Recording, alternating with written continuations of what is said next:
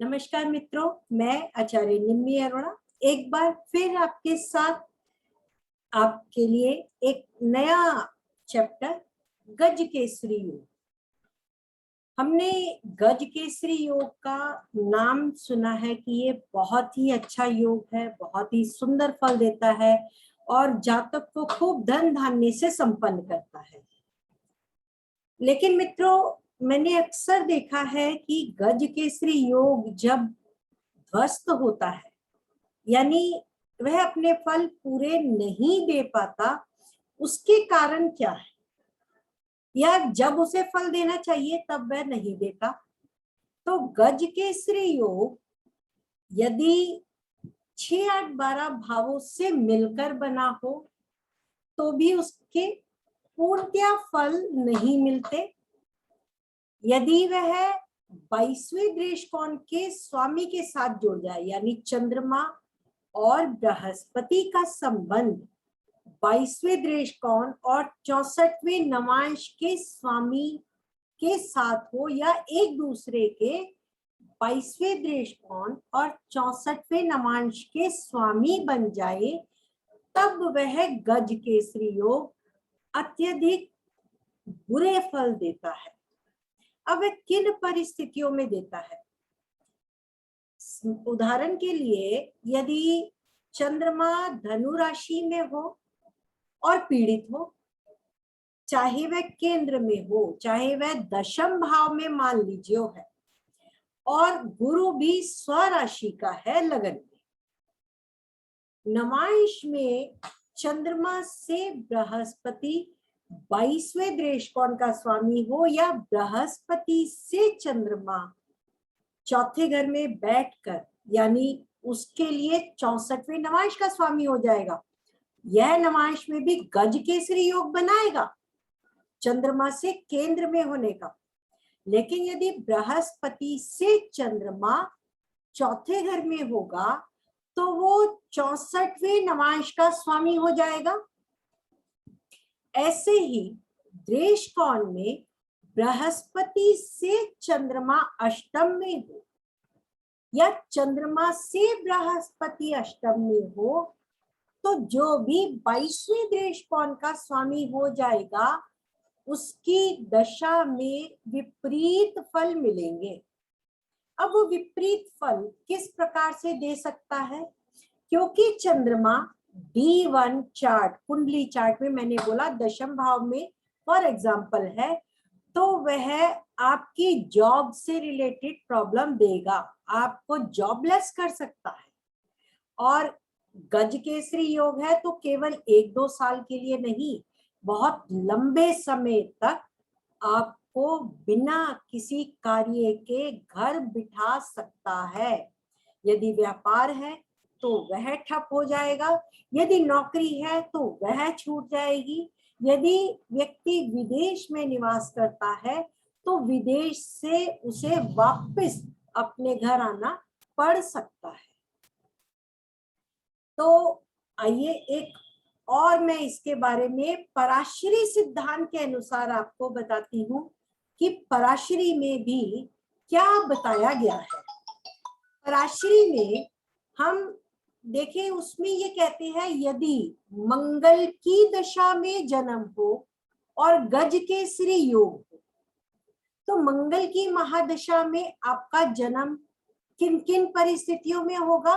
जब आपका चंद्रमा या तो शुक्र की राशियों में हो, या बुध की राशियों में हो, या शनि की राशियों में हो, यानी शुक्र, बुध और शनि की राशियों में चंद्रमा मंगल के नक्षत्र में आता है। तो मित्रों, यदि मंगल की महादशा में जन्म हो तो आपको गुरु की दशा में गज केसरी योग का फल मिलेगा, चंद्रमा की दशा में नहीं। चंद्रमा की दशा में यह योग आपका उतना फल अच्छा नहीं देगा। और साथ में वो नियम भी देखें कि कहीं 22वें दृष्टिकोण में भी ना हो, और यह राशियां बुध, शुक्र और शनि की राशियां कुंडली के किस भाव में है, किस भाव से संबंधित होकर वह गज केसरी में योग बना रही है। क्योंकि गज केसरी योग चंद्रमा से बृहस्पति के केंद्र का संबंध है, ना कि लगन से केंद्र का। अर्थात जहां भी चंद्रमा बैठा हो वहां से केंद्र में 1, 4, 7, 10 भावों में चंद्रमा से बृहस्पति बैठा हो तो गज केसरी योग बनेगा। तो जैसे इस कुंडली में आप देखें कि चंद्रमा यदि टॉरस में होगा, वृषभ में होगा या मिथुन में होगा तो मृगशिरा नक्षत्र होगा जो मंगल का नक्षत्र है। यदि चित्रा नक्षत्र होगा यानी कन्या या तुला का तो मंगल के नक्षत्र में होगा, और धनिष्ठा नक्षत्र भी आपका मकर या कुंभ का, यानी मंगल के जितने भी नक्षत्र हैं तीनों मृगशिरा, चित्रा और धनिष्ठा, वह 2-2 राशियों को कवर करते हैं। पूरी एक राशि में उसका नक्षत्र नहीं होता है, और वो जो 2 राशियां हैं या तो शुक्र और बुध की हैं या शनि की।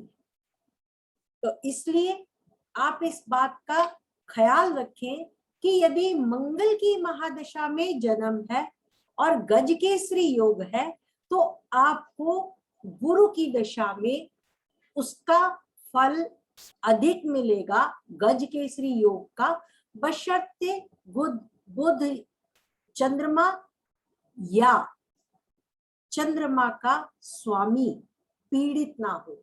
और मंगल की भी स्थिति देखें कि वो गज केसरी योग किस प्रकार का आपको फल दे सकता है। अब दूसरा नियम है, यदि केतु की महादशा में जन्म, केतु के नक्षत्र अश्विनी, मघा और मूला, यानी ये सारे नक्षत्र आपको धर्म त्रिकोण के मिलते हैं। मेष जो कि अश्विनी नक्षत्र का, सिंह मघा नक्षत्र का, और मूला धनु नक्षत्र का, धनु राशि का। तो 1, 5, 9 धर्म की राशियों में चंद्रमा हो, केतु का नक्षत्र हो, तो आपको गज केसरी योग का फल चंद्रमा की महादशा में अधिक मिलेगा, बृहस्पति की दशा में नहीं। तो मित्रों, इन चीजों का आप ख्याल रखें और साथ ही साथ देखें कि इस गज केसरी योग के साथ अपना 64वां नवांश 22वां दृश कौन, इसको देखें। चंद्रमा पर पीड़ा देखें, क्योंकि गज केसरी जो केसरी है वो गज के साथ है, चंद्रमा गज हाथी उसके साथ बृहस्पति के साथ है केंद्र में। तो क्या दोनों में से किस पर पीड़ा अधिक है? वो राशियां जिनमें ये नक्षत्र पड़ रहे हैं वो किस भावों में है, तो आपको गज केसरी कितना अच्छा फल देगा उसके बारे में आप आसानी से समझ सकते हैं।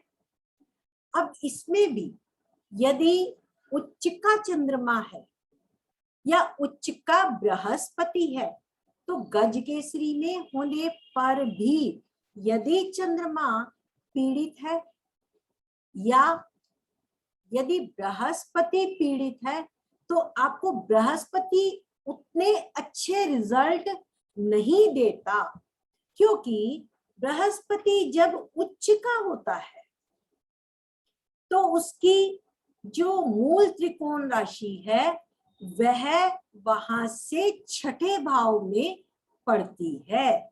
इसलिए यहाँ पे गज केसरी में बृहस्पति उतने अच्छे रिजल्ट नहीं देता जितना कि चंद्रमा।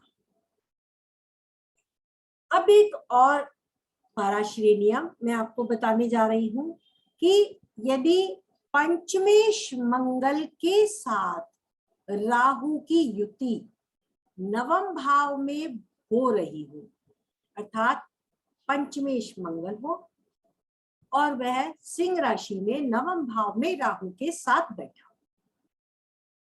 तो आपको मंगल आपका भाग्योदय करेगा, ना कि राहु।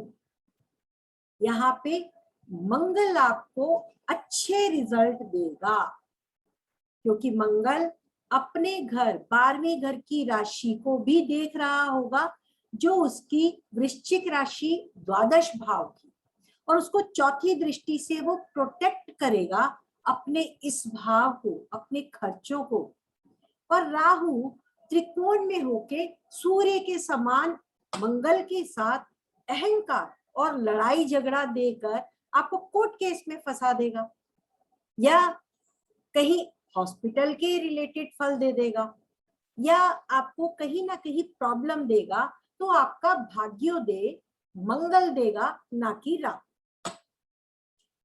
अब यही मंगल जो नवमेश होकर पंचम में हो, यह वृश्चिक का होकर पंचम में नीच का हो, यहां पर भी मंगल आपको धन प्रदान कराएगा, क्योंकि एक तो वो भाग्य का स्वामी है, दूसरा वह अपने धन का स्वामी होकर राजयोग देगा धन के लिए, क्योंकि यह धन योग बनाएगा।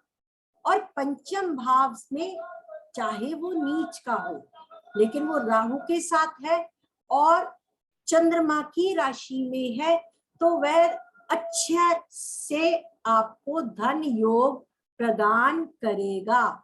अब वह धन किस प्रकार से लाएगा, वो आपको कुंडली में अन्य ग्रहों की युति या दृष्टि से आपको देखना पड़ेगा, लेकिन यह धन अवश्य देगा। यहाँ पे मंगल आपको ज्यादा अच्छे रिजल्ट देता है, ना कि राहु।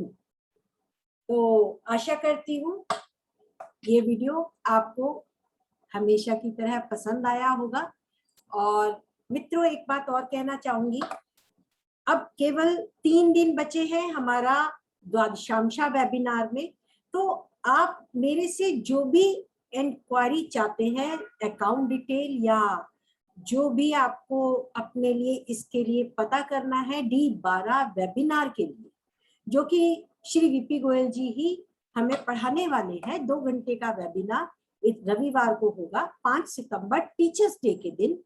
उनके लिए मेरी ये एक हृदय से नमन है कि मैं उस दिन गुरु के साथ अपना टीचिंग डे पर उन्हीं से कुछ सीखा जाए। तो आप मुझे YouTube पर इससे रिलेटेड मैसेज ना देकर आप मुझे पर्सनल पर मैसेज भेजिए, 9810413384। ये मेरा व्हाट्सएप नंबर है, क्योंकि YouTube पर अकाउंट डिटेल नहीं दी जा सकती, ना ही YouTube पर हम चिट चैट कर सकते हैं।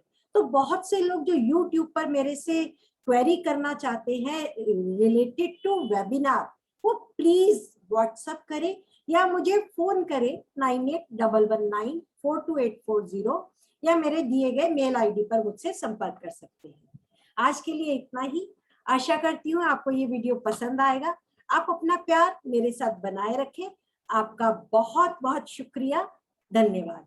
हम फिर मिलेंगे एक नए वीडियो के साथ। Thank you.